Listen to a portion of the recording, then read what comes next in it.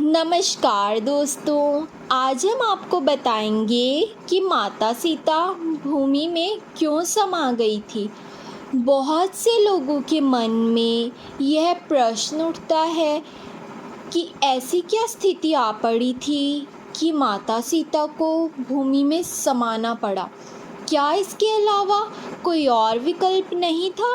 क्या श्री राम इतने कठोर हो गए थे कि उन्होंने बार बार सीता माता के चरित्र पर संदेह किया? आज हम आपको सभी प्रश्नों के उत्तर देंगे और बताएंगे कि माता सीता को भूमि में क्यों समाना पड़ा। जब लव कुश बड़े हो गए तब वे दोनों अपने गुरु वाल्मीकि जी के आदेश के अनुसार अयोध्या में गए तथा सभी को रामायण की कथा सुनाई। अंत में उन्होंने राज दरबार में स्वयं को श्री राम और माता सीता के पुत्र बताया। इसके पश्चात अयोध्या की प्रजा द्वारा इस पर प्रश्न चिन्ह लगाया गया। श्री राम ने जब यह सुना तो उन्होंने लोकमत को ध्यान में रखकर सीता को स्वयं यहाँ आकर इसका प्रमाण देने को कहा तथा अपनी शुद्धता की शपथ लेने का आदेश दिया।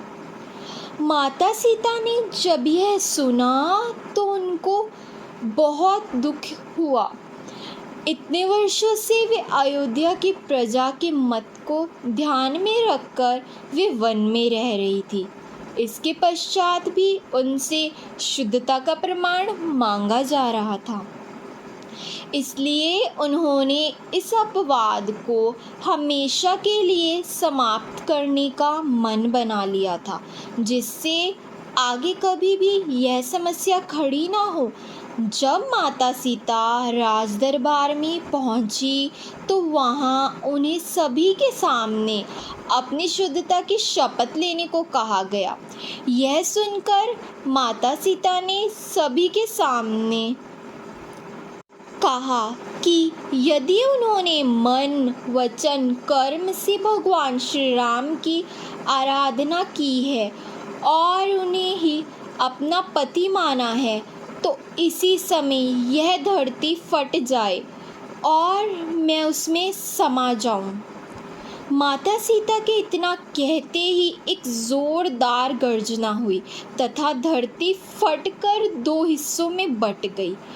उसमें से धरती माता अवतरित हुई तथा माता सीता को अपने साथ लेकर चली गई।